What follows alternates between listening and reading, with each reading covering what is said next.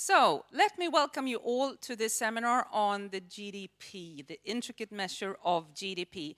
My name is Johanna Liebeck-Lilja, and I will be moderating today's seminar. GDP has helped us understand how our economies are developing, but we also know that the measurement is ridden with flaws and drawbacks. And as we all know, there is an ongoing discussion to change or complement the GDP measurement. I will give a short description on the planned outlay for the seminar today. We will start with listening to our lead speaker, Diane Coyle, whose book, The GDP, A Brief but Affectionate Story, forms the foundation for today's seminar. Then we will have a panel consisting of three very knowledgeable people who will give their comments in about 3 minutes each. And that means that we will have ample room to have questions from the audience and a very good discussion, I hope, amongst ourselves. So let us start with Professor Coyle. Diane, you are a professor at the University of Manchester. You are also the author of many books on economics and also actually on economists. The book you are presenting today describes the origin and development of GDP statistics, but also shows the difficulties in how to measure it, the methods, the data collection weaknesses, the difficulties in comparing different countries with each other, and not least, the inability of GDP to measure what is actually going on in our economies. So, please. Thank you. Thank you for the introduction. Thank you all for deciding that this is the best way to start such a beautiful sunny morning. I'm delighted to see such interest in this subject. I published the book early last year, and since then, GDP has hardly been out of the headlines. The first thing that happened was that midway through the year, the United States decided that by counting investment in House of Cards on Netflix as an investment rather than an intermediate purchase, they could add an economy the size of Norway to GDP. Now, I'm exaggerating a little bit, but there were methodological changes, including investment in intellectual property rights in drama and comedy being counted as investment spending, that added a huge chunk to US GDP, about 4%, in one go by methodological changes. Nigeria decided a little bit later to start counting and giving due weight for the first time to very rapidly growing sectors of its economy, like Nollywood movies and the mobile phone sector. And it almost doubled the level of its GDP overnight. It added 89%. Now, of course, nothing real changed. The people who were poor in Nigeria were just as poor as they always had been. But the headline figure made Nigeria now the largest economy in sub-Saharan Africa, bigger than South Africa, and that might have some international political consequences. And a lot of other African economies decided that as they too hadn't updated their weights on different industries for very many years, they'd do the same thing. And a whole succession now, Ghana and Kenya and others, have been adding significant chunks to the level of their GDP.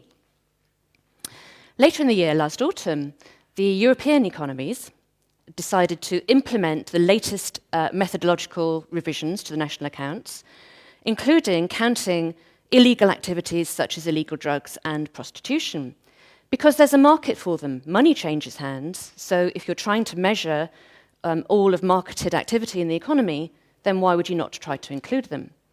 So now we have this paradoxical situation that, as the Financial Times has pointed out, you can add quite a bit to the level of GDP counting these illegal activities, but we still don't count housework as part of GDP. Seems a little bit paradoxical. And I don't know, actually, how the official statisticians go about getting the numbers for these illegal activities and what kind of margins of error they have on those statistics. But the point is, we've been talking about it an awful lot. It's what we use all the time as the benchmark of economic success.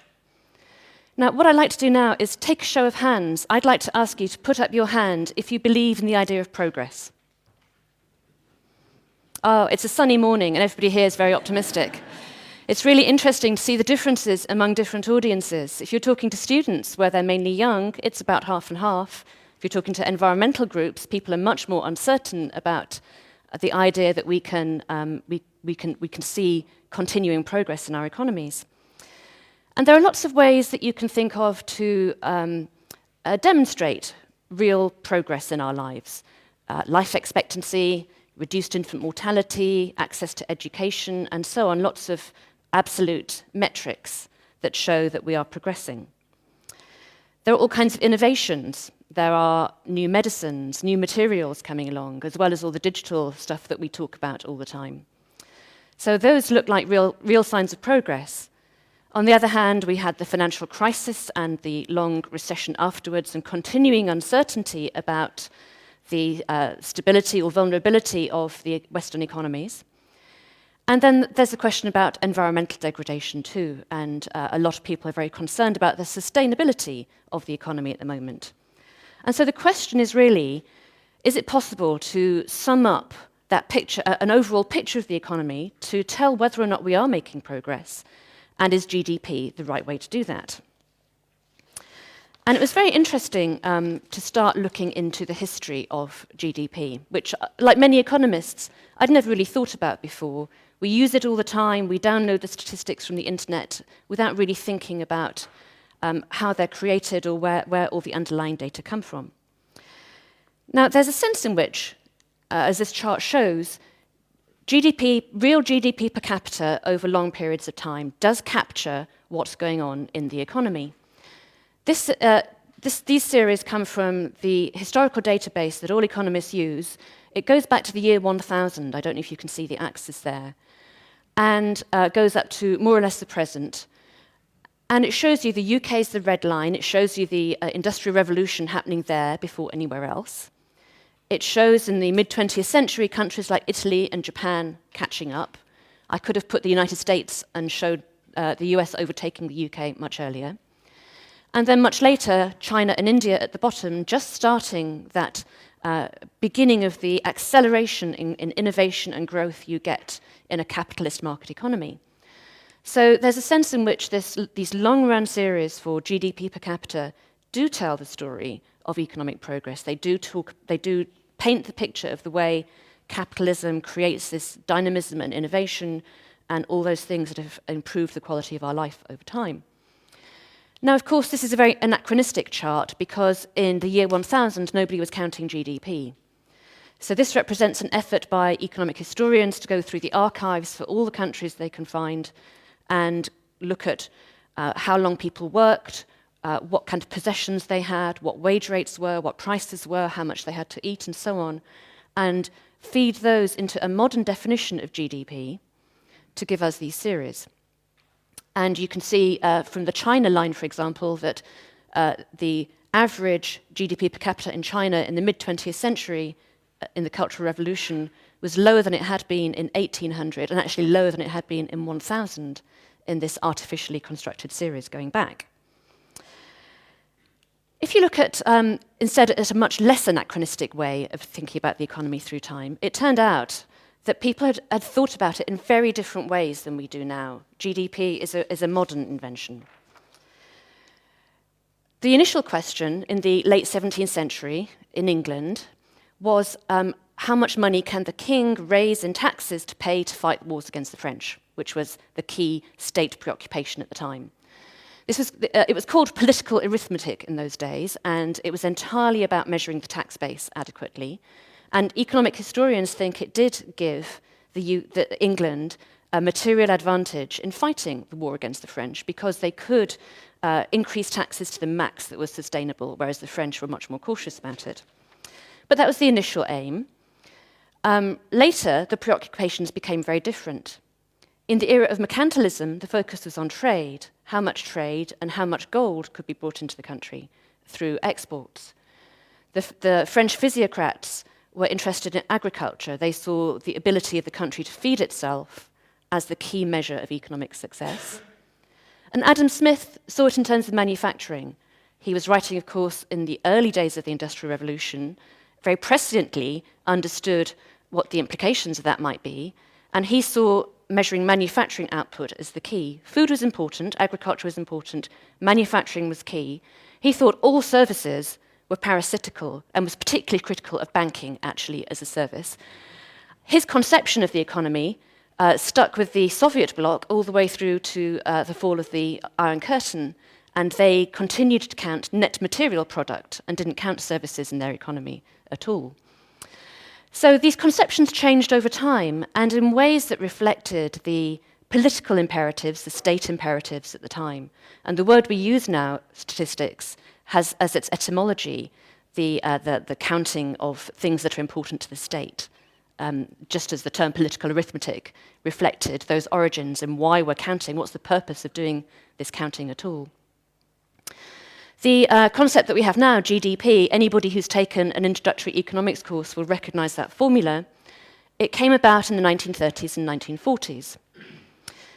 The building blocks were laid in the 1930s by Simon Kuznets in the United States and Colin Clark in Great Britain.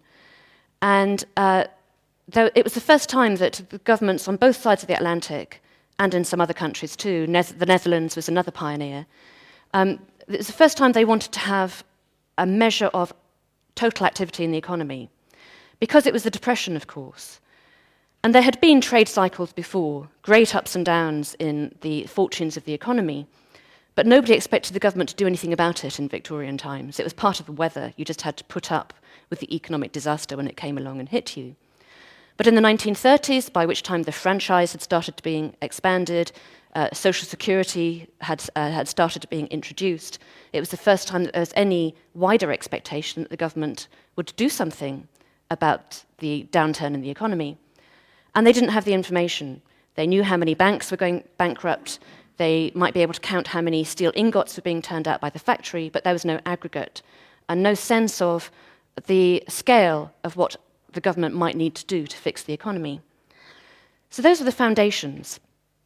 But on those building blocks, the needs of wartime came along instead.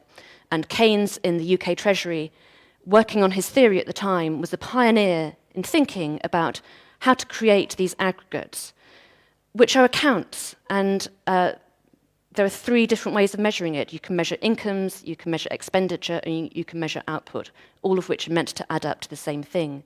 And between them, give you the tools, along with this theory, for understanding how to manage the level of activity in the economy and therefore the level of employment. There was, though, a debate at the time between Kuznets, who's on the left here, and Keynes on the right. Kuznets, who'd started his work before the war, was very keen to have a measure of economic welfare, well-being in some sense. And he thought very hard about what to include and exclude in his aggregate as a result. And a bit like Adam Smith, there were things that he wanted to exclude because he thought they didn't benefit people at all. Advertising was one that he had a particular down on, and he would like to have excluded that. But other regrettables too. If we're paying for extra policing because the crime rate goes up, there's no sense in which you'd want to include that in a measure of economic welfare. Keynes was much more interested in just the level of activity. His focus was, in economic terms, on employment, and in wartime terms, on how much could the economy produce to dedicate to the war effort, and what sort of sacrifice in terms of consumption would individuals need to make to direct all the materials available to war rather than consumer spending. And therefore, he could calculate how much saving was required and how many war bonds, wartime financial instruments people were going to be forced to buy. And those wartime imperatives won the battle, won this debate about welfare versus activity. The point of describing this historical process is to underline that there's no natural concept of the economy. The way we think about the economy has changed a lot over the centuries and has always reflected the political, the state imperatives of the time. It isn't a natural object. We're not trying to measure the temperature on the surface of the sun more accurately than before, or the length of a river more accurately. It's not a real thing. It's an idea. And it's actually also a very complicated idea. The manual that you get as a trainee national statistician to introduce you to how to do the national accounts is nearly 900 pages long, and it has lots of appendices too. So very few people actually understand all the detail about how the figures are constructed. It's built from thousands of different data series. A little while ago, I was doing a version of this talk to a seminar with lots of ordinary people, and somebody in the audience, a retired gentleman, put his hand up and said, I used to work for a large chemicals company, and it was my job to fill out the forms that came from the Office for National Statistics for sales and prices and inventories. And it was, I wasn't going to be bothered with all of that, so I looked at what I'd done last year, and I just added a little bit. So there's all kinds of potential for error in these series. The way people think about how they run their business or conduct their lives isn't at all the way economists think about it. If you go to a businessman and say, what's your marginal cost of producing this product in this market? Well, they probably don't think about it in those terms at all. There are lots of adjustments that get made. I talked already about Nigeria changing the base year and the weights it puts on different components when it's adding up output to create one of the measures of GDP. And so all economies make those changes over time. There's seasonality. About a quarter to a third of all books are sold in the month before Christmas. So it isn't interesting to know that between October and December, book sales go up. You need to know how to adjust for the normal seasonal pattern to get a measure of how it's changing from year to year. And there are very complicated adjustments made to all of these different series to give you seasonally adjusted figures.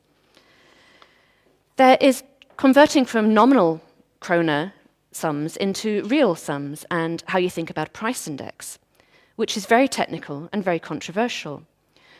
One of the things that statisticians do now is make adjustments for improvements in the quality of lots of electronic goods. If you buy a laptop now for £2,000, it might be the same price as one that you would have bought 3 years ago, but it will have much better features. It might be faster, more memory, built-in Wi-Fi, better screen resolution, all of these things. So price indices for these kinds of goods, and for others like houses now, have a lot of quality adjustments in them. And so there's a lot of conceptual thought that goes into that.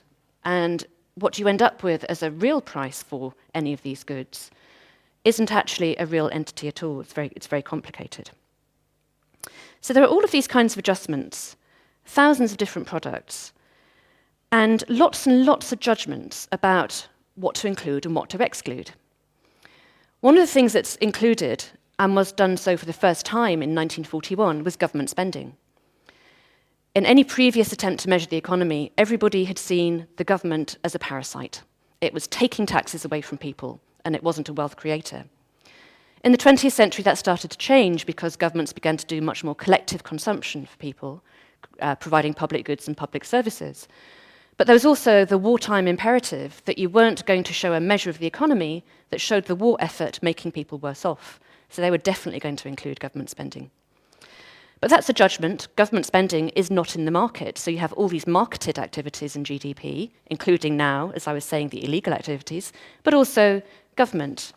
And that creates some statistical difficulties.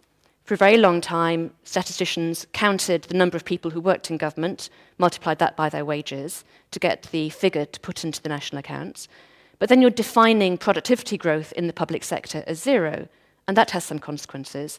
And now they've tried to refine the methods, but it's quite hard to figure out whether or not public services are genuinely becoming more productive or not.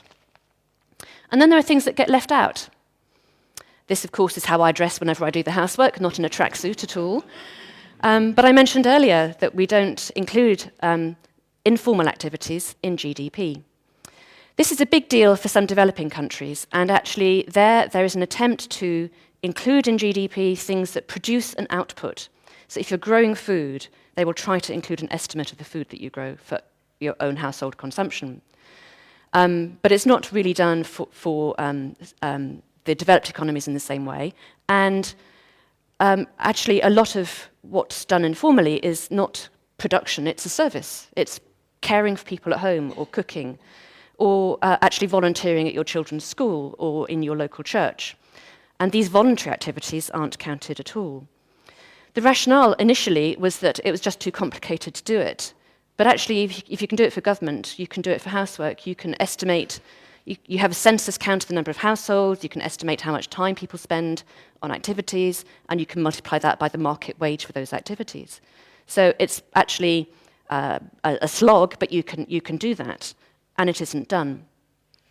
Now, this is always true, But it's interesting now because there are lots of voluntary activities like Wikipedia, Linux, writing blogs, which are free, which are a growing part of our economies. And people are interested in counting those because they overlap with the market sector and they compete with the market sector. But if you're going to count those, why would you not count these? Sustainability. This is the Beijing skyline. GDP famously goes up when there's a natural disaster because of the effort of rebuilding and all of the activity that creates. But the destruction of assets, including natural assets, is not immediately counted in the same way. A lot of countries have the data, but it's not in the headline figure, and we don't do that. I'm speeding up now because I've had the signal to speed up. There's also a lot of innovative activity that isn't well captured by GDP. This is a chap in the International Space Station. His spanner broke. They emailed him a piece of software, and he printed out a new one in the 3D printer on board. Now, that's a lot cheaper than having to send another spacecraft out to the International Space Station with a spare.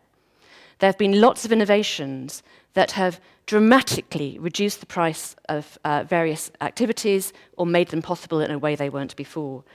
And that's in communications, in the price of photovoltaic cells, in new materials like graphene, which might dramatically reduce the cost of travel, and so on. These innovations are not well captured by GDP, even when statisticians try to make quality adjustments. My favourite example is the invention of antibiotics, which came some years after Nathan Mayer Rothschild, the richest man in the world, died of a tooth abscess because it got infected. How much would he have paid from his money to have antibiotics available? Now, people sense that GDP is not what they want to talk about anymore. I apologise for the axis. Google made it 11 o'clock all the way along. It's actually 1950 to the present day. And take it from me that peak GDP, which is the blue line, this is a Google Trends search, occurred in about 1996 and has plummeted since the financial crisis. People know that they want to talk about something else. There's a long history of dissatisfaction with GDP. The Club of Rome in 1972 was the first big report to point to sustainability problems in the way we think about the economy. The Human Development Index by the United Nations Development Programme in 1990 looked at a much wider range of indicators of progress, including access to technology and education and infant mortality and so on. There are a number of other indicators: Genuine Progress Index, Index of Sustainable Economic Welfare, mainly focused on the United States, and these two red lines show the figures for the United States compared to GDP. They show that these sustainability measures, single indices, peaked around the late 1970s. And what they're capturing is concern about depletion of natural resources and biodiversity and climate change. What they're not including is all that innovation that I was just talking about. And they keep coming along. This is the latest, the Social Progress Indicator. It was introduced last year, and it doesn't even include employment and GDP. It's looking at a much wider range of social indicators. So over the decades, there has been a long history of trying to think about alternatives to GDP. One of the most popular is just to measure happiness or well-being. And I have another Google Trends picture for you, which shows GDP peaking there around 1996, but happiness really taking off instead. People are much more interested, at least in this online measure, in talking about how happy we are. Now, you've probably heard that people say that money doesn't buy you happiness, and if you look at GDP over time, the level of reported happiness in countries stops increasing, whereas GDP carries on increasing. Now, I think this is a kind of flawed statement, partly because happiness and GDP growth are actually still pretty strongly correlated, but also because what does that tell you? Does it tell you that because people in Bangladesh are almost as happy as they are in a richer country, you should stop trying to tackle poverty? Does it tell you that we should stop worrying about economic progress? And I don't like that conclusion at all. But if you're not going to go for a single index because they have various flaws, what are you going to do? And the most popular approach, and it was recommended by a commission set up in France with Amartya Sen and Joseph Stiglitz, was to have a dashboard approach. There are lots of things that we care about, so why would you not look at all of them together in a dashboard? The OECD has taken this very seriously, and this is a screenshot of their dashboard where for each country you can rank the countries who are members, and you can choose your own weights on the different categories, which run from housing through economic activities, measures like income and employment, to environment and life satisfaction. So you can decide what's important to you and change it on their website. Now, I quite like this because it gets you to the trade-offs between the different things that we care about, current consumption and the environment being the obvious one. But it also doesn't really tell you anything that you don't know, at least at the moment. And what I've shown you here is an Anglo-Saxon version where I've dialed up income and education, and a quote Scandinavian version where I've dialed up environment and work-life balance. And the first one puts the Anglo-Saxon countries to the top, and the second one puts the Scandinavian countries to the top. So that's not very informative either. But, and this is my final slide, I'm sorry to go on a bit, I think this is a very promising approach. It's the kind of conversation we ought to be having now. Because there are three different things we want to do with measuring the economy. We need a measure of activity. You can't run macroeconomic policy without having that kind of measure of activity so that the Treasury and the central bank know what the state of the economy is at the moment. And I think actually GDP is probably still a pretty good measure. It's a bit too complicated, but it's fine. We need to measure a wider concept of social welfare, though. I like the dashboards. Some people argue instead for a single index because of the political economy, because you want something that the newspapers can report as a headline the next day that will focus attention on the overall performance of the public policymakers. And then we need something about sustainability, which is harder because you're trying to say things about the future and have to make all kinds of assumptions about that. And that's probably, you can put that in a dashboard, but it's a separate kind of concept from activity. So we need to keep these things separate in our mind and be clear about what we're talking about. But I think the important thing is to recognize that there's nothing natural about GDP. We need a measure of the economy that suits our purposes in what the government is doing to the economy. And I think we've got to a point now in all of the Western countries where this is a really important conversation to be having. I'm sorry to run over by a couple of minutes. Thank you.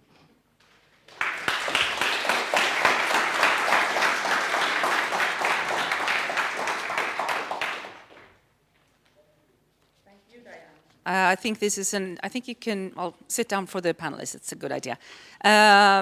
Clearly this is a very timely subject. I don't know if you've seen it, but in one of the major newspapers today, there's actually an op-ed article by Diane on this specific subject. So let's start with the panelists. Actually, we have 3 professors of economics here today, but in different capacities. And we'll start off with Carolina Ekholm. You are a former deputy governor on the Central Bank of Sweden, but are today a state secretary at the Ministry for Finance. So please, your 3 minutes starts now, and I'll clock it. My God. Oh, yeah. Well, thank you, and I'm very pleased to have been asked to make a few comments, brief ones, on the book by Diane Coyle, which I would actually recommend warmly to everyone with the slightest interest in at least macroeconomics or economic policy in general. And like Diane, I think I have sort of an affectionate relationship with GDP and national accounting, which sounds maybe slightly bizarre, but it certainly helps when you spend your days trying to form your opinion on macroeconomic policy, be it monetary policy or fiscal policy, as is my job nowadays. I also share Diane's overall view that while GDP suffers from many shortcomings as a measure of the size of the output of the economy, and it's really not a measure at all of what is probably the main focus for most of economic policy, namely social welfare, there's really no realistic alternative to GDP on the horizon, at least not for us who do macroeconomic policy. So what you can do, I think, in policy making is try to complement the picture by studying other measures or indicators, as Diane was also discussing towards the end of her talk. Now, when I was a member of the executive board at the Riksbank, I started out focusing very much on the GDP gap as a measure of slack in the economy to assess where in the business cycle you would find yourself.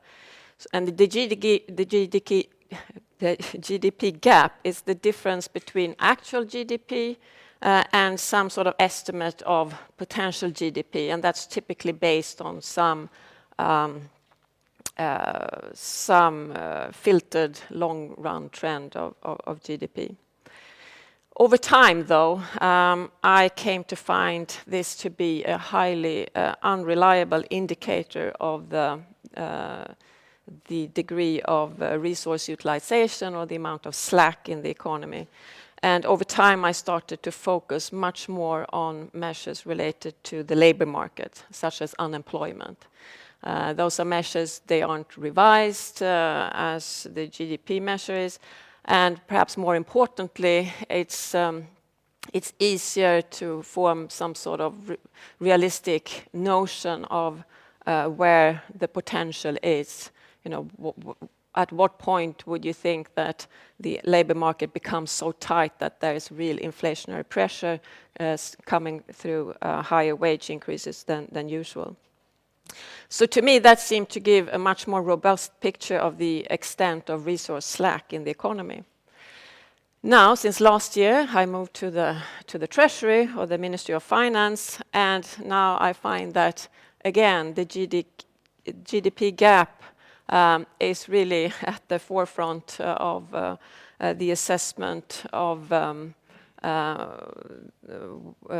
where policy should be heading.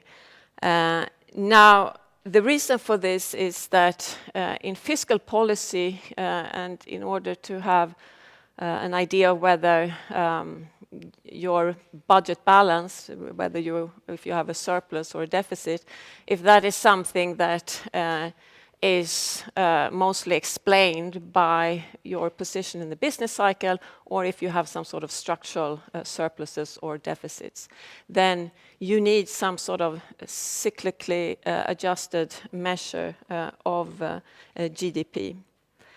And in Sweden, I mean, we have our own fiscal policy framework that tries to ensure that fiscal policies are sustainable and public finances are sustainable over the long run. But we're also bound by the framework coming to us through the European Union, and there the central concept is a medium-term objective stated in terms of this cyclically adjusted general government balance. So sort of a concept of how good or poor would the budget balance look if you were in a normal state of the economy. Right now, we are slightly below our medium-term objective. So that means that in terms of EU framework, the Stability and Growth Pact, we are expected to improve our public finances through budget consolidation. And that's irrespective of the fact that we have a fairly low government debt and unemployment is still fairly high in Sweden. Now, I find it a little worrisome that such an important decision as the general stance of fiscal policy is heavily influenced by a very shaky estimate of GDP or where GDP is in relation to an even shakier measure of where it should be or where you would expect it to be in a normal state where you don't have any slack in the economy. So having said this, and I'm airing my skepticism against GDP and GDP gap, I have to confess that even though the measurement of the GDP gap is likely to be even poorer and more prone to errors than the measurement of GDP itself, it still appears to capture relevant aspects of what makes people happy or increase their well-being surprisingly well. And here's where I actually brought one graph to show you.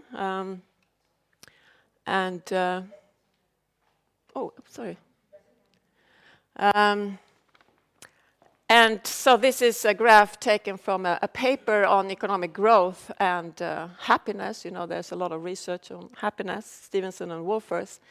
So this is a graph showing the output gap based on GDP per capita in this case, along with an aggregate measure of happiness for the United States.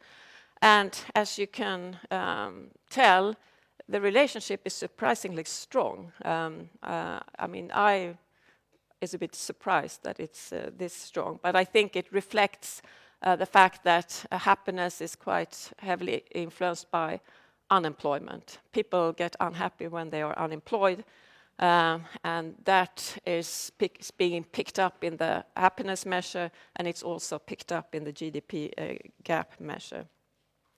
So I think this is an illustration of what I take to be Diane's overall conclusion, that GDP may still work quite well as a summary measure for what we want to measure, what we want to capture, at least when deciding on macroeconomic policy. Thank you. Do you want me to stay or should I leave? Should I go? Should I stay or should I go? Okay.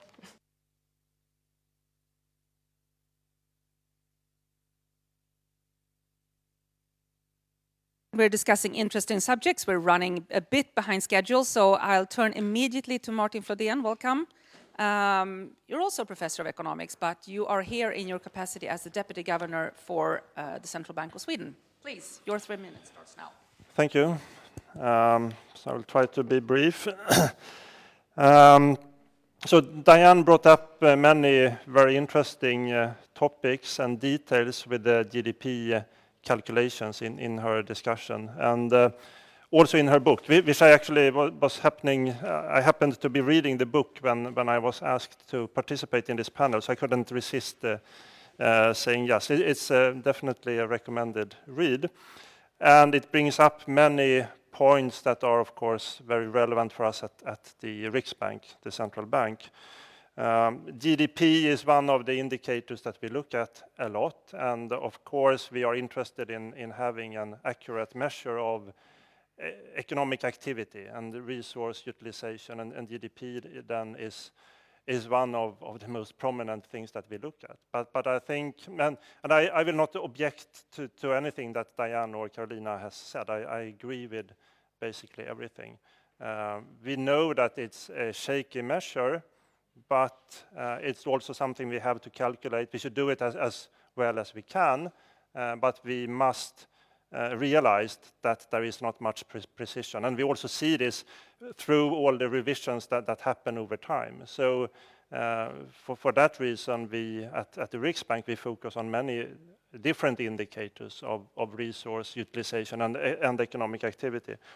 But I wanted to bring up some of the points that are more closely related to our activities at the Riksbank, namely how to measure prices and inflation in the economy. So I think many of the problems with measuring GDP are common for the measurement problems with inflation. And to some extent, some of the problems are largely for GDP, and some are maybe more problematic for inflation and more specific. And some of the things that you bring up, in particular in the book, not so much in the discussion today, is that we are moving to maybe, we see that in the data, of course, that we are moving to an economy where we have more and more services and less traditional industrial production.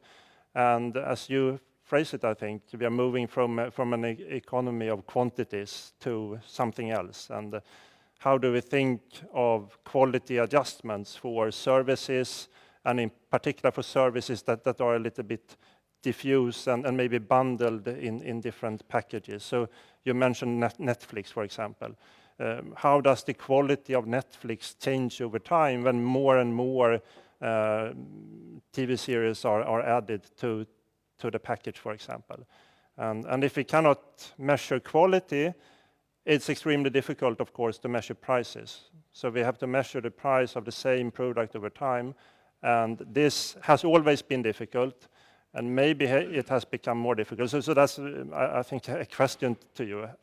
Has it really changed over time, and is it becoming more and more problematic? There are also some separate measurement problems related to that are more specific for inflation, I think, related to housing, for example, where the production is maybe more easy to measure than the price of the actual consumption. So finally then, how important is this for monetary policy? I think we have always known that inflation, as we measure it, is an imprecise measure of the value of money or of price stability, etc.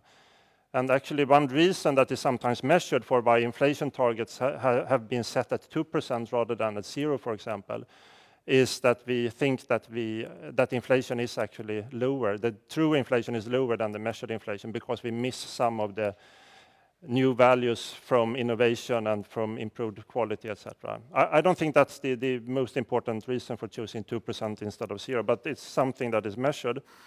To me, I think it is important to get as a precise measure as possible for inflation. It's more important for maybe for fiscal policy and for the design of compensation schemes and in pension systems, etc. For monetary policy, it's also important, but most important, I think, is to choose a target for monetary policy that is well predicted and how it's calculated is well specified. And here is a nice feature of inflation as we calculated is that it's not revised, for example, and we have a rather detailed algorithm for calculating inflation with some arbitrary things going on, of course. But if there is a bias, and as long as it's relatively constant over time, it's not a serious problem for monetary policy, I think. Because there's nothing very important about having 2% as the inflation target. The important thing is to have one target. And if the target is not a precise measure of the value of money, that's a concern, but not a major obstacle to inflation targeting, I think. So I will stop there.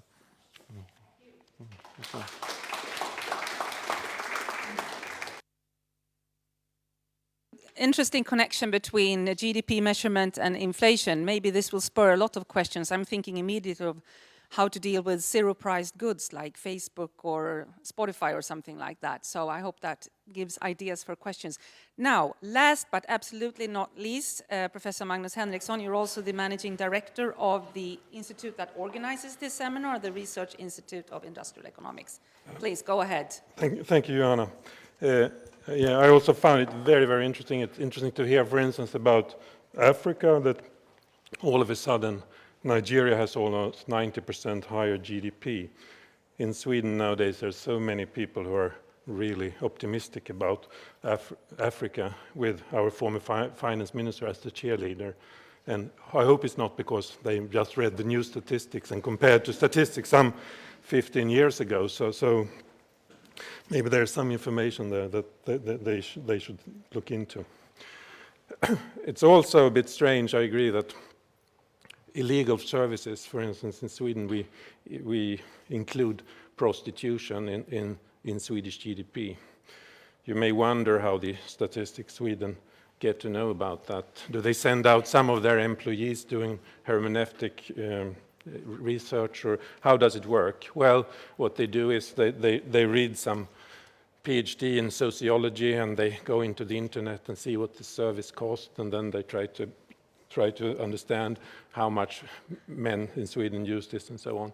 And I would say that this is very unfortunate in a way that we do that. And I see this as a part of a game that started in the West, the kind of who is the best in terms of GDP per capita. It started maybe 25 years ago. It comes up in January every year when OECD come out with their new data on PPP, adjusted GDP per capita. And then all of a sudden one country does this, and then the other country does another change. And I've looked into this, and I've spent quite a bit of my research time during the night is comparing GDP growth in Sweden relative to other countries. And then you could see that all of a sudden all of them had moved upwards. So some of them moved upwards before other countries did so. So it's very, very important to keep this in mind. But more importantly, that's the point I try to make now, is if we miscalculate this, for instance, let's take Netflix as an example. Just only a few years ago, few years ago, you went to the rented a VHS film, went home and watched it, and perhaps you even rented the video box. And that cost more than having Netflix for 1 month, just renting one film with a video box in real terms. And of course, Netflix is worth enormously, you get enormously much more value for money for that. But GDP, if you define an industry like non-broadcast viewing in your own home of televised material or whatever to call it, then of course this industry has probably declined in terms of what we measure, because before you had all these video shops, people working there, renting videos, and you paid quite a bit of taking one film home. Now everybody has Netflix, and for 89 kronor a month, you get so much more. So in terms of measured GDP, it's probably a smaller industry now. But in terms of what you actually get, it's a much greater, larger industry. And so more and more services are of this kind. And with people with low income tend to, I would say, spend larger share of their income on especially this kind of goods. And perhaps this is one reason why many kids don't care to leave home, and they don't care to have large incomes, because now you can spend your time you have very little money, and you feel that you spend your time on social media and so on, and you get a lot out of it, spending fairly little money. And here is the great challenge for us. If we acknowledge that, then of course real income has increased so much more than we actually think and say. And probably the lower income you have, the greater an adjustment you need, because wealthy people, they tend to buy things where inflation is high. They want to live in an area where prices go up all the time. They spend money on luxury goods and so on. So if we acknowledge that, then of course it would be much easier to say that thus you can spend more money on getting higher quality education, maybe supplement the healthcare you get from the government and so on, because your real income has really gone up on what you really spend your own money on. But of course, if you say that, it's going to be very, very difficult politically to get that through, because there's so many who have invested in the view that low-income people have not had any increase in their standard of living. So I think that we're going to have a very interesting discussion here in the next 20 years on this issue, and it's very important to sort it out. Thanks.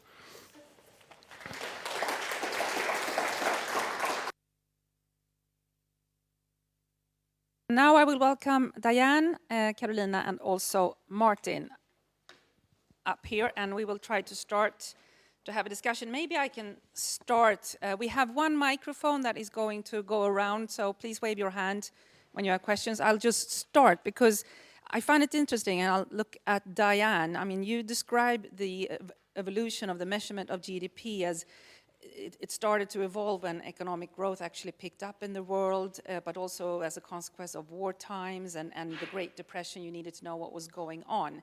And I was thinking when I was reading your book that now we're in a time, at least in our part of the world, with fairly low growth or even zero growth in some countries. Is that what is driving the discussion that we need to complement GDP, or what do you think are the driving forces?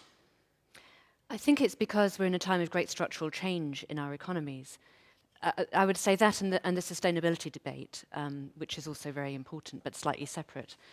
But as Magnus was just saying, we can see in the business stories every day dramatic structural change in the economy without having a very good idea of what's actually happening. And all the comments made me reflect that we ought to be putting more effort into just actually collecting statistics about what's happening. The effort has gone into making the definition more sophisticated over time. As Magnus was saying, there's been this kind of arms race in adopting new definitions so that you can make your GDP look bigger than everybody else's. Perhaps we just ought to go back to the basic statistics. We have a lot of detail about manufacturing. The definitions go down to the level of different kinds of painters? Do you use a spray paint mechanism, or do you go into people's houses and paint with a paintbrush? A lot of detail on that.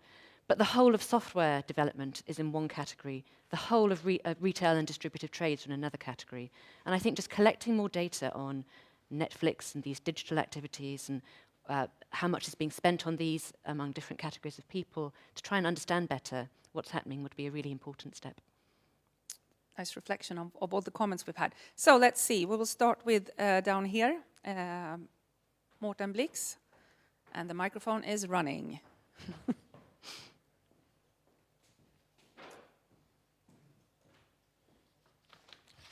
Yes, Diane, I would like to raise a question that I guess was touched on by Magnus. Economists are kind of famous for also talking about another thing, namely trade-offs. We have models where we trade off loss in output functions versus inflation, etc. And so the idea of trading off things and optimizing is very central to economics. Now, what I've seen, and would like to hear your views on that, is that a lot of people who don't like GDP are also people who don't like the kind of trade-offs that economists sometimes discuss about policy implementation.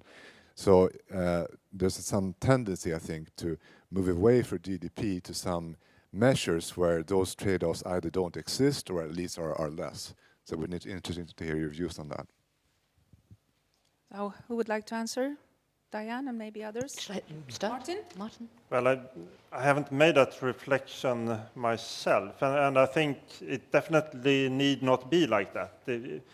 Because as we've talked about, GDP, it doesn't include everything that we care about. So it's clear that if we only focus on GDP, we miss a number of trade-offs that are important. Then of course, in practice, it could be that you're right, that people that want to take the focus away from GDP, they don't want to make the trade-offs clear. But well, I don't know, and and I don't think it's always like that, at least.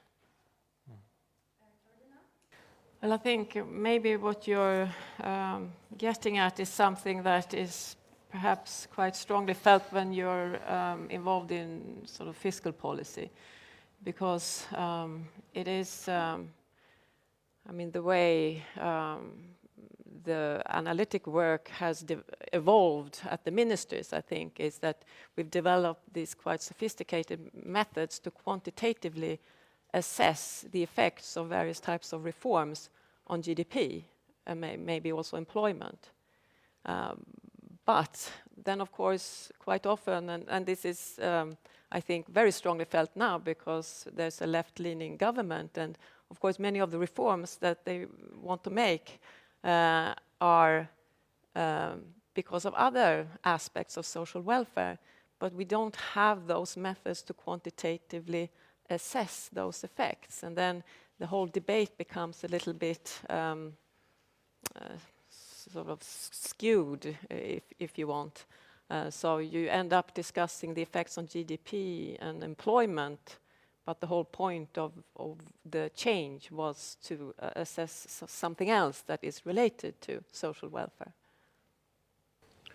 There's a bit of a paradox here, I think, that makes it difficult to be rational, both in the public discussion and in decision making.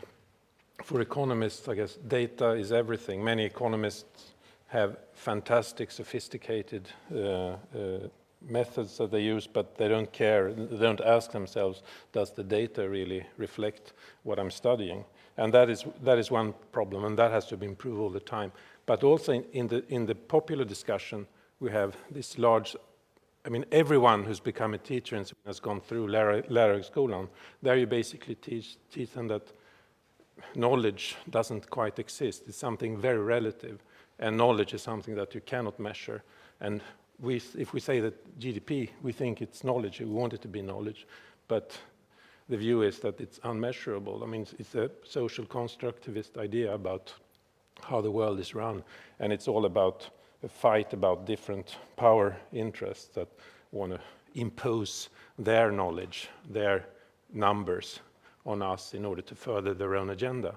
And this idea makes it very difficult to have a rational discussion. And I think most economists are not aware of this. If you read culture pages, if you're involved and discuss with these people, then you become much aware of it. But it would be important, I think, that we actually tackle that head on with these postmodernist ideas, because it makes it very, very difficult to have a rational discussion about what we should do with our collective goods, the almost 50% of GDP that we take in taxes every year.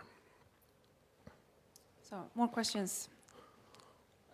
And please state your name and affiliation before asking the question. Okay, my name is Robert Eriksson, and I must have read another paper by Stevenson and Wolfers than Carolina, because in that paper they complain that they don't find any change in happiness in the United States, based on the same data as you refer to here.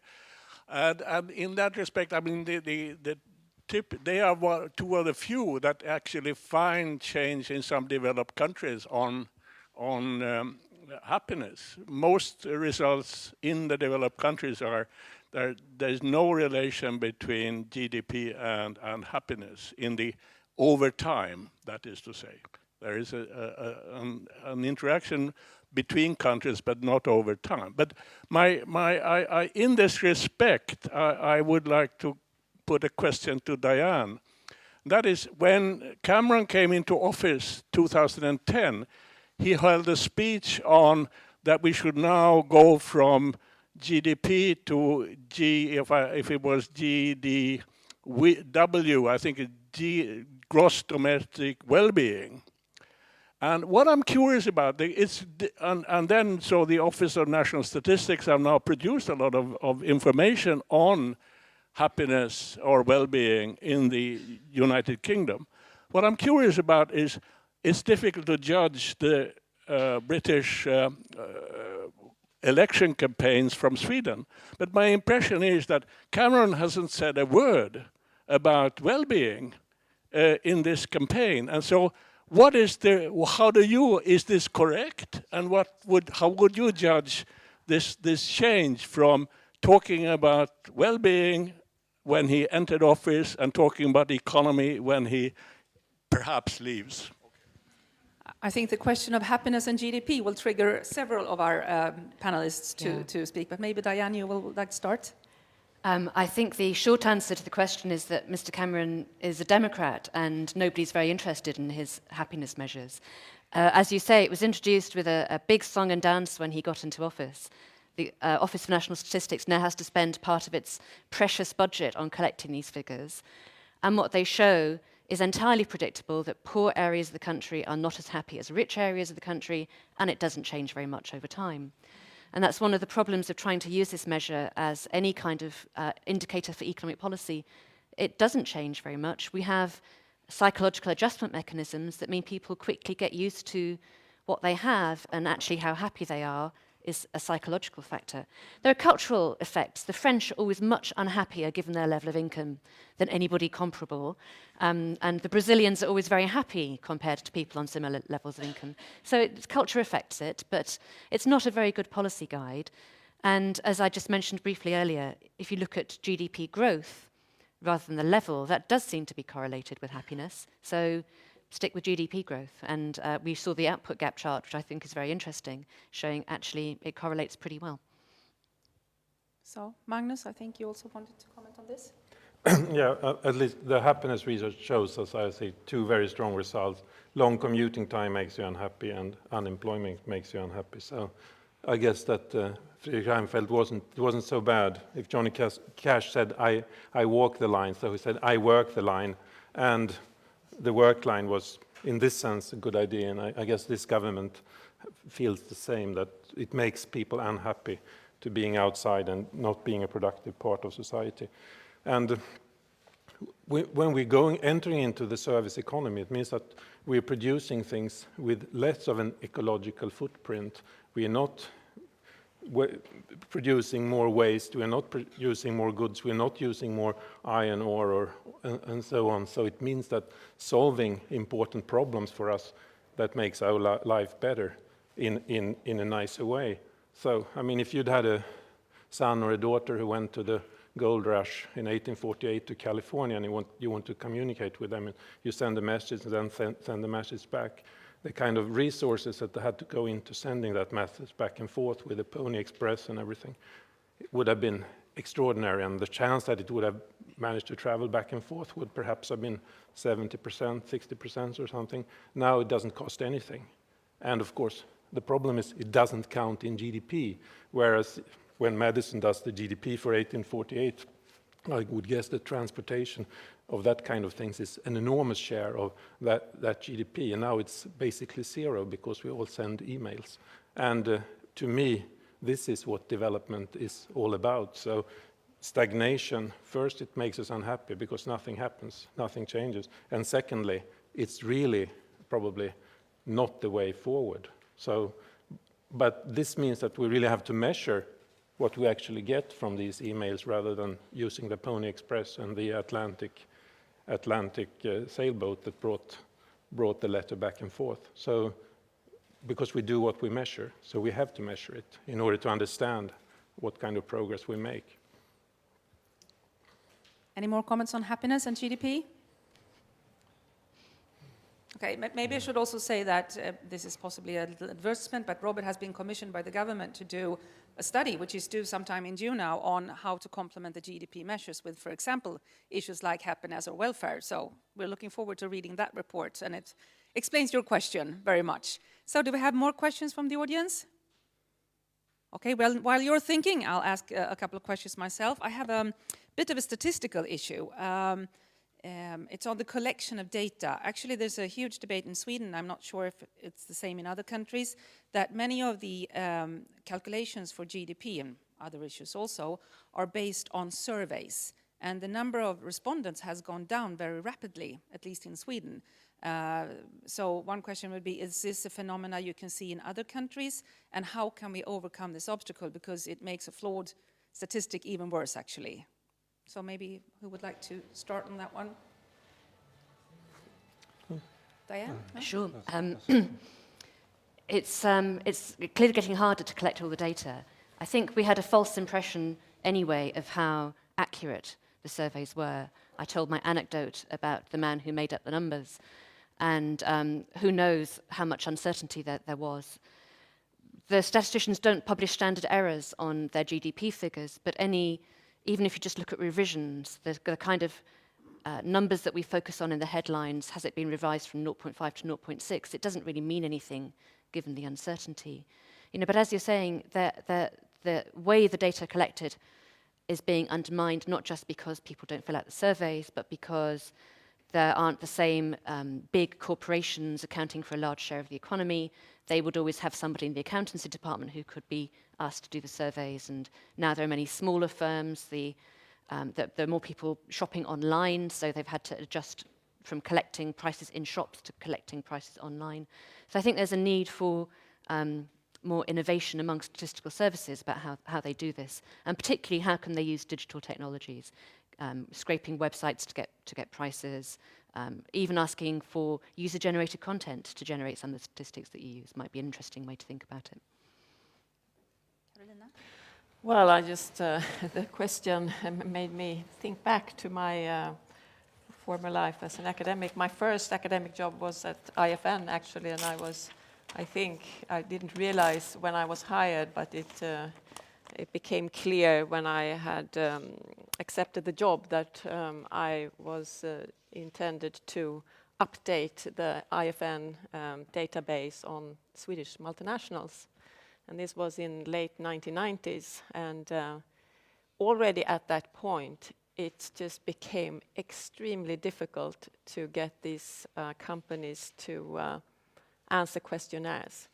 And so we were constantly bugging them and sort of pleading with them, and please, and you're destroying our whole time series. But well, they weren't too impressed by that particular argument. But many of these companies had actually taken board decisions on not replying to any questionnaires where there wouldn't be a fine involved in not answering the questionnaire. And that made it completely hopeless. So they would say, oh, yes, we perfectly understand, and we wish you well, but we have our board decision. And that whole database is discontinued now because it just became impossible to keep this up. And when during my initial comments, I referred to labor market data as something that I would look at regularly. But I think even with the labor market surveys, this is becoming a big problem, that people, what they say at the statistical office is that they get hold of people, but people refuse to answer. I mean, they call them up. They refuse to answer these questions.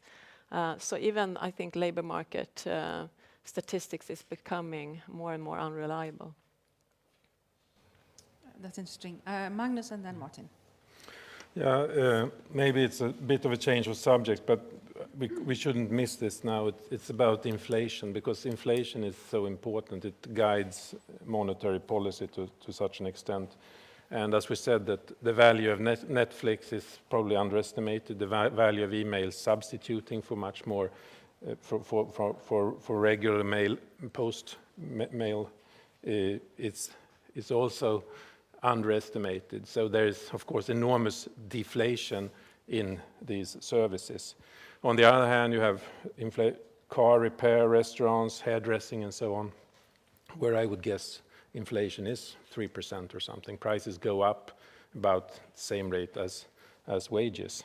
So the thing is, if you really take care of all these different costs, maybe inflation would be minus 5% if we made these revisions. Would that mean that the Riksbank interest rate should be minus 10% rather than minus 0.25 or whatever it is now? No, I don't think so.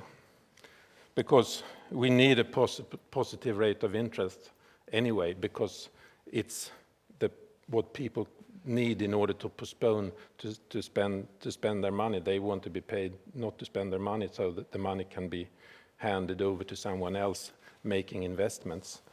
And also we probably need it in order to that if assets become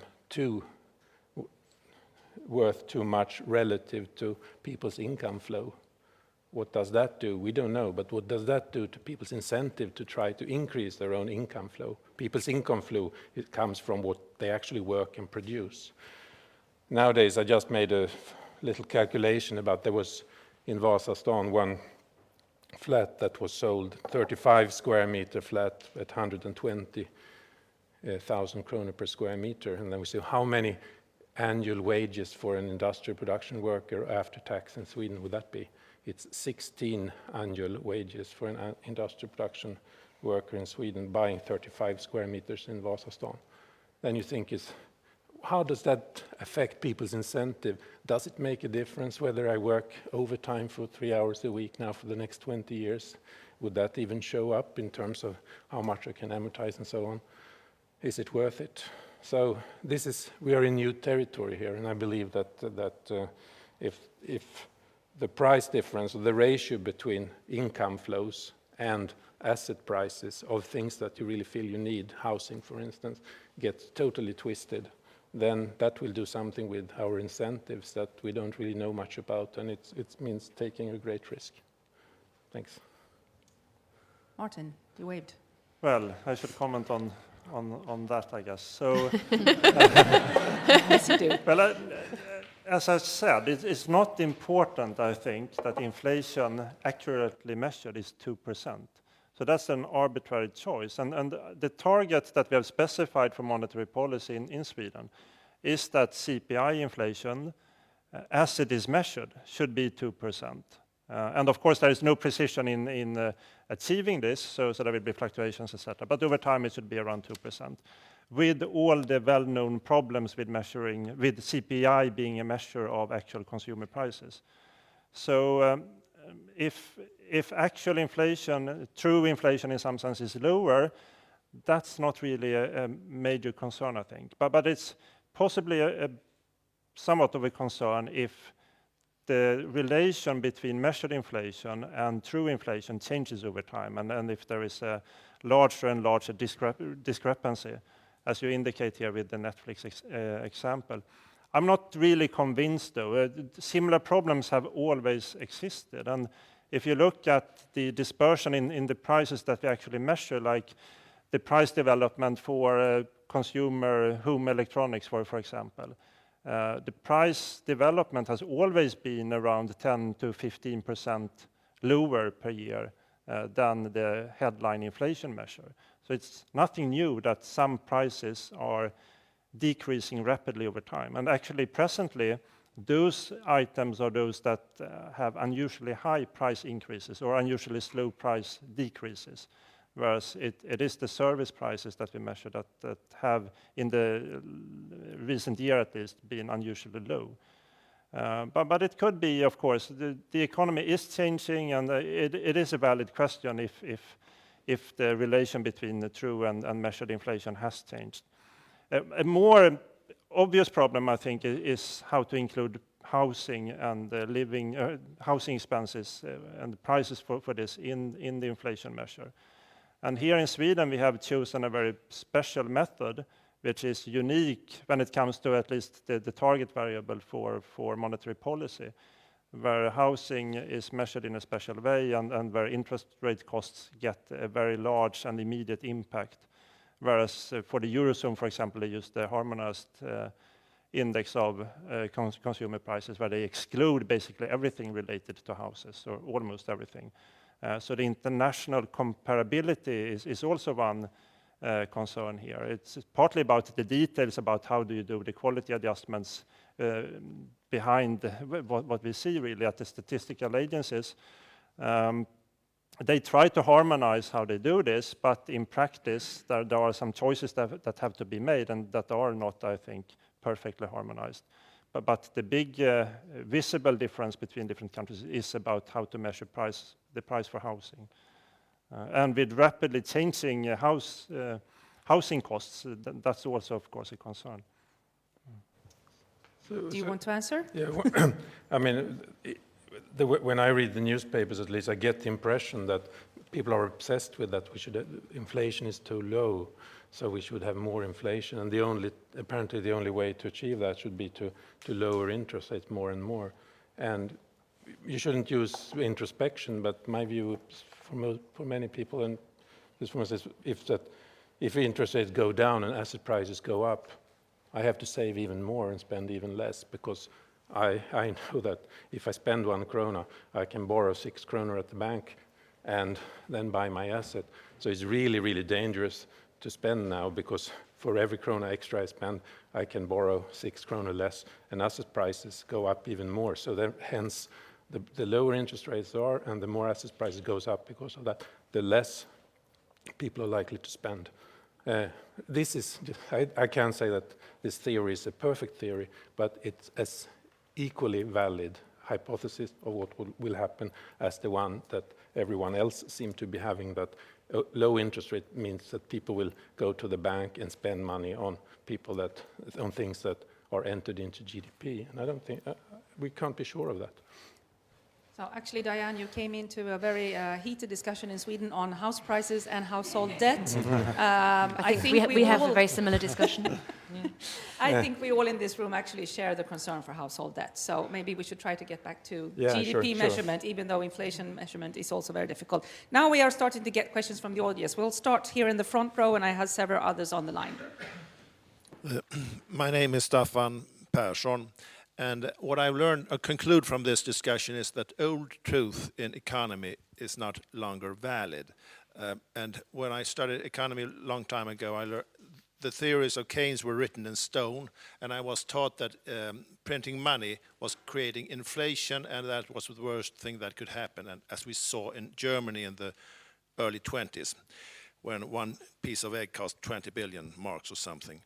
Now, if this is the case, there is an old truth that deflation is the worst thing that could happen. When will you change this theory? Since printing money doesn't cause inflation, why should then deflation be so harmful? We seem to have a hard time to move away from inflation. Martin, do you want to respond? Sorry for jumping you like this. Well, yes, well, deflation is often measured as a major concern for many central banks, but we don't really have that perspective here in Sweden, I think. The problem is more that we have promised to deliver 2% inflation as it is measured, and inflation has been lower, substantially lower than that for 4 years at least now. So it's more about the credibility of the target that we have rather arbitrarily chosen and that we want to deliver on. Inflation is too low. For me, it's not so important if it's a little bit below zero or a little bit higher than zero. There is nothing magical happening when we get into negative territory. The thing is, of course, that when we cannot cut the nominal interest rate, if inflation and inflation expectations are becoming too low, the lower they become, the higher is the real interest rate, which is really what matters. And if we have negative inflation, that becomes more and more problematic thing. But it's a gradual thing. It's nothing special with happening around zero, I would say. Okay, I also have Diane and then Carolina waving. Maybe we can keep the comments a bit short so we can also have the room for the questions from the audience, please. Of course. I think the very interesting question Martin raised about measuring inflation is, are the patterns changing over time? My sense is that they are, but we don't actually know. We don't know how much more time people are spending on free goods versus expensive things that they have to pay for. And I think so you very neatly put my main point for me again, which is that the problems, the questions that we want to ask with the statistics are changing all the time, but we have the statistics to answer the old questions and not the new questions. And Carolina. Yes, I feel compelled to say something about monetary policy, but I totally agree with Martin, of course, that I think in the case of Sweden, it's the main reason why low inflation is a concern is because of the credibility of the central bank and the credibility of the inflation target.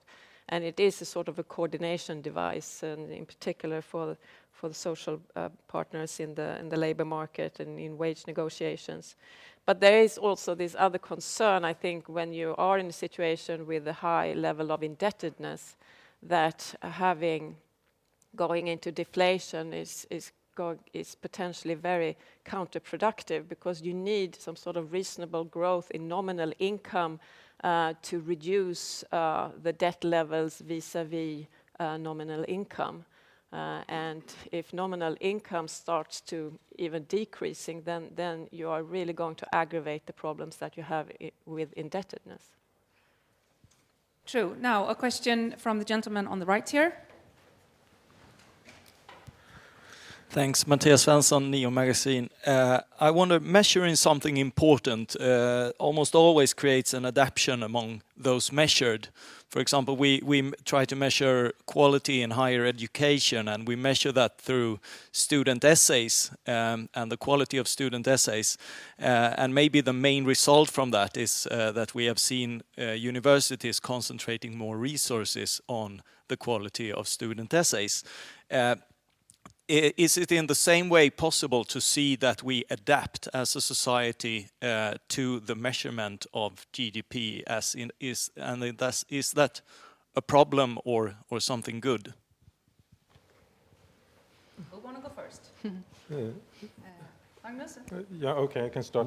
I think with that we do adjust to it. My favorite example of mine is that, let's say that Vägverket and so on, the road agency, they measure one year of good quality life at 700,000 or 800,000 Swedish kroner. When I was a kid, many people were sitting in psychiatric ward and they were kind of helpless. Now we have medication to help people. And normally, including doctor's visits, and so, may cost about 20,000 kroner per year to take care of such a person, to give them a good normal life. And the value of that service then, of course, is 800,000. But in GDP, it only enters at 20,000. And productivity growth in the public sector, I guess, is zero. So they didn't do the Nigeria trick ever. But maybe we should do the Nigeria trick there. And if we did, then, of course, it would be much easier to think about people to put money and management resources and so, and organizing psychiatric treatment in a much smarter way, because everybody would say, oh, it's so valuable, 800,000 a year just to treat one person that can have a good life, not 20,000, 800,000. And this, of course, is true for many things. So I think it has an enormous difference what price tags and value tags we put on things, on what we do and the priorities we have in politics. Caroline, you also wanted to say something? Yeah, no, my reflection was that this is a good illustration of a more general insight that what is measured gets done. And I think that's something that you really feel when you're in policy making. And therefore, it is important to develop measures of things that we care about. I think that's something that you just constantly have to work with and try to be just better at identifying what it is that you care about and try to find reasonable ways of measuring them. This is a very hard challenge because in services, which are 3/4 of the economy in the Western world, it's really hard to understand what output actually is. And if you're a teacher, to take your example, you might look more productive if you have 60 pupils in your class instead of 30 pupils, but of course that's meaningless. So trying to think about how you would actually measure the output of services that in a way that you care about is quite a hard problem. Okay, I think we have time for at least, I hope, 2 questions. The gentleman on row 4, please. Thank you. I'm Harold Edquist and I work for Ericsson Research. And I would like to ask a little bit about, you talked here about, Diane, you talked about structural change but in the economy. But what we also see is that actually the GDP is a figure, and the way we measure GDP is also changing over time. So, for example, lately we have included R&D investments and capitalizing on R&D in the GDP figures. And in Sweden we have been measuring R&D since the 1960s, so it took like 50 years until it was included in GDP. So my question is simply, do you see that there is a potential in actually changing the GDP figure, or does it take too long time? So try to keep your answers short so we have room for one more question. It takes about 15 or 20 years for the international agencies and the statistics offices to go through the process of agreeing new standards. And I was at the conference in Paris a couple of weeks ago where, having just implemented the last set in most countries, they're starting to think about, shall we embark on that 15 or 20-year process again? I think it's a good thing to make these improvements, and including R&D as an investment clearly is an improvement. Others have been more problematic, including finance and changing the way that's measured.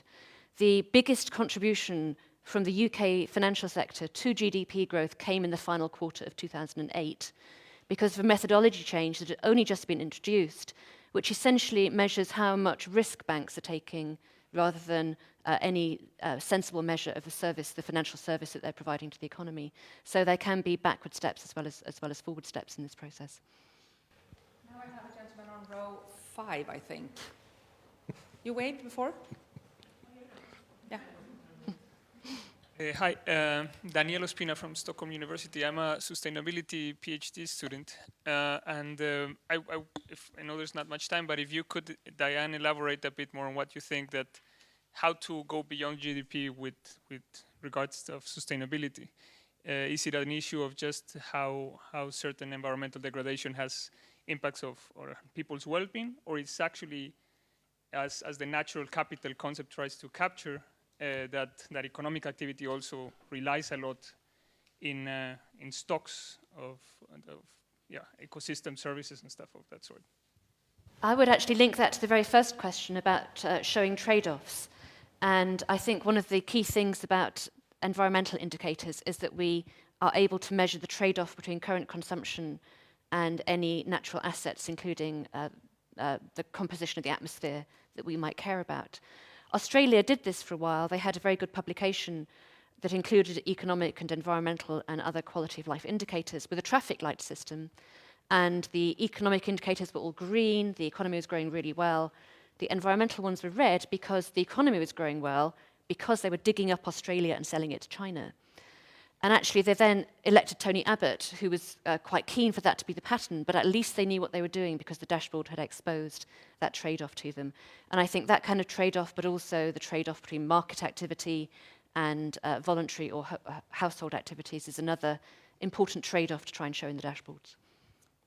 Okay, now there's 2 minutes left. I will do it like this. We have one gentleman in the second last row who will ask a question. And maybe if we can try to answer his question while doing our concluding remarks. So everybody who has important questions will do it.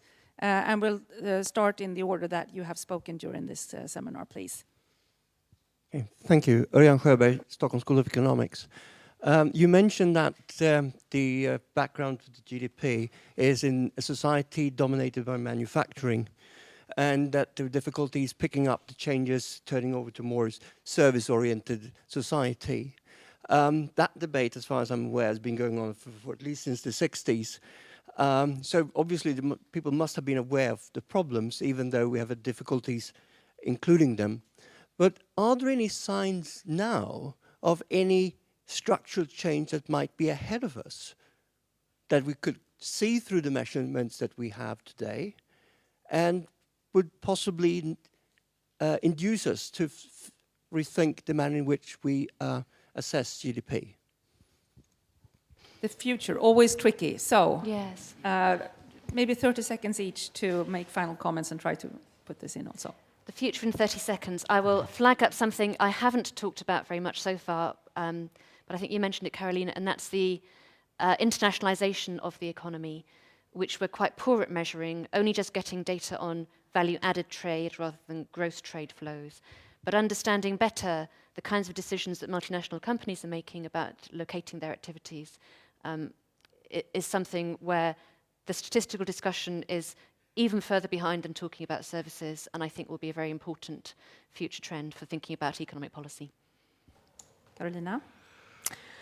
Well, I totally agree with that assessment, and having to try to do certain things in that area myself, I think it's going to be quite hard, but there are initiatives going on. I wanted to conclude with actually saying something about how I'm looking forward to Robert Eriksson's study, but now he's left, so I can't really tell him. But from where I sit, I think it's very important to try to move forward in developing measures that can complement our view of how society is evolving and the economy is evolving. I will still look very much at GDP, but I also want to have a set of other indicators to follow. And I also think that we doing policy or preparing policy decisions, we have to be better at developing methods to assess effects also on other relevant aspects than just GDP. Thank you. Martin? Well, to pick up on that and being a little bit optimistic at least, I think, well, we talked a lot about the problems with measuring things, and that the development that we see in the economy makes measurement more difficult. But I think this development also opens up new opportunities when it comes to digitization in particular, and big data, like people talk about. We have more and more data and more information. It will be difficult to maintain the long, consistent time series that we care about in research in particular. But there are also opportunities for measuring new things and measuring old things in new ways, I think. But we have to develop our thinking about what to measure and how to do it. And Magnus? Yeah, that's already Percy Barnevik said this many years ago. We do what we measure. And unfortunately, that is true. And hence, it becomes extremely important to measure things correctly. And I believe that services, this is the road to sustainability. But especially if we live in densely populated areas, you can have very active service industry.